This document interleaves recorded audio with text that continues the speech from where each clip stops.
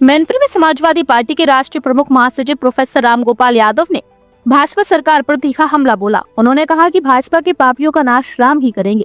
मुख्यमंत्री योगी आदित्यनाथ द्वारा detention centre बनाए जाने के निर्देश पर उन्होंने कहा, बिहार में एसआईआर के दौरान केंद्र ने घुसपैठियों की बात तो खूब की, लेकिन एक भी व्यक्ति पकड़ा नहीं गया। उनके मुताबिक सत्ता में बने रहने के लिए देश को एकता के दांव पर लगा दिया है। राहुल गांधी के बयान और एसआईआर पर मची अफरा तफरी को लेकर उन्होंने कहा कि 3 हफ्तों में 16 बीएलओ की मौत हो चुकी है, क्योंकि जब किसी अधिकारी को उसके अंतरात्मा के खिलाफ जाकर दबाव में काम करने को कहा जाता है तो कई लोग ऐसे मानसिक रूप से टूट जाते हैं।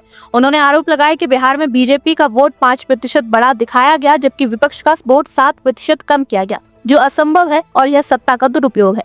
राम मंदिर के शिखर पर पीएम मोदी के ध्वजारोहण को लेकर उन्होंने सवाल उठाया कि यदि अब यह होना था तो उद्घाटन पहले क्यों किया गया। उन्होंने दावा किया कि मंदिर में राजनीति से उत्तर प्रदेश में भी बीजेपी को लाभ नहीं मिलेगा। वहीं और क्या कुछ बोलते नजर आए प्रोफेसर रामगोपाल यादव, आइए हम आपको इस खबर के जरिए सुनवाते हैं। अभी बिहार में एसआईआर हुई थी कि नहीं? देश के माननीय गृह मंत्री जी निरंतर घुसपैठियों की बात कर रहे थे। इन्होंने एक घुसपैठिया तो निकला नहीं। तो ये कुछ लोग ऐसे हैं इस देश में जो देश की एकता और अखंडता की कीमत पर सत्ता में बने रहना चाहते हैं। उनका इलाज तो केवल जनता के हाथ में है। आज नहीं तो कल उनका इलाज तो जनता करेगी। सर, देखिए, बीएलओ से या किसी भी व्यक्ति से जब उसकी अंतरात्मा के खिलाफ जाके दबाव में काम करने की कोशिश की जाएगी तो कुछ स्वाभिमानी लोग आत्महत्या कर ही लेते। अब जब ये कहा जाएगा कि फला फला का वोट काट दिया जाए, वो सामने खड़ा हुआ आदमी, तो ये हर आदमी की अंतरात्मा दुखी होगी जो जरा भी सेंसिटिव आदमी है, सेंसिबल आदमी है। तो वही हो रहा है। कैसे लोगों के वोट काटे जाएं। 5% से ज्यादा बीजेपी के वोट बढ़ाए गए बिहार में, 7% के आसपास विपक्ष के वोट काटे गए। ये रिजल्ट कभी आ ही नहीं सकता था। वो तो येन केन प्रकारेण सत्ता में बने रहना, सत्ता का दुरुपयोग करना, सत्ता में कर्मचारियों को दबा के धमका के मनमाने तरीके से जो नहीं है उनका वोट बनवा लेना, जो है उनका वोट कटवा देना। ये पॉलिसी जब हो जाए किसी गवर्नमेंट की तो ये देश के लिए बहुत ही गंभीर चिंता की बात भी है और देश का दुर्भाग्य भी है।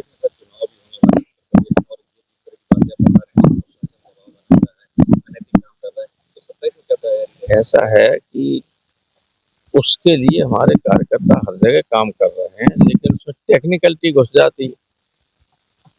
जैसे पहले ये था कि आपका जो सीरियल नंबर है वोटर लिस्ट में, विधानसभा का नंबर है, भाग नंबर है, जो बूथ का नंबर होता है, वो फीड करने पर वोट जो है एक्सेप्ट हो जाता, अपलोड हो जाता फॉर्म। अब उन्होंने ये कर दिया कि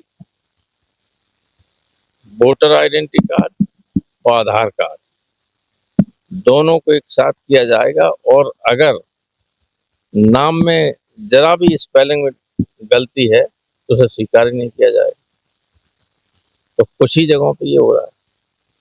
अभी मेरे पास खबर आई फिरोजाबाद से, एक महिला है आसमा, वोटर आइडेंटिटी कार्ड में उसका स्पेलिंग है ASMA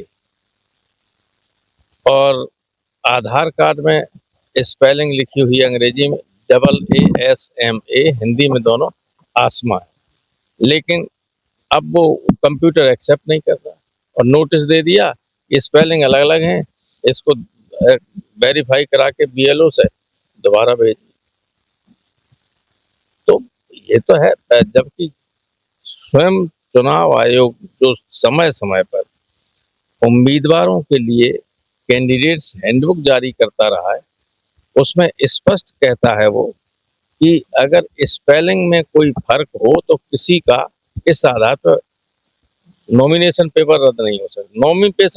नॉमिनेशन पेपर रद्द नहीं हो सकता, लेकिन स्पेलिंग में फर्क होने पर, अंग्रेजी में स्पेलिंग फर्क, हिंदी में ठीक है, तो स्वीकार नहीं किया जाएगा। ये अजीब स्थिति है कि अब बीएलओ क्या करे बेचारा। फिर इसके लिए किसको जिम्मेदार मानेंगे? Election commission of India. आप नए नए तरीके से रोजाना कुछ न कुछ बदल देते हो। भाई एक तो आपने बीएलओ को कोई ट्रेनिंग नहीं दी किसी तरह की, इसलिए स्वयं कार्यकर्ताओं को, विभिन्न पॉलिटिकल पार्टी के कार्यकर्ताओं को ये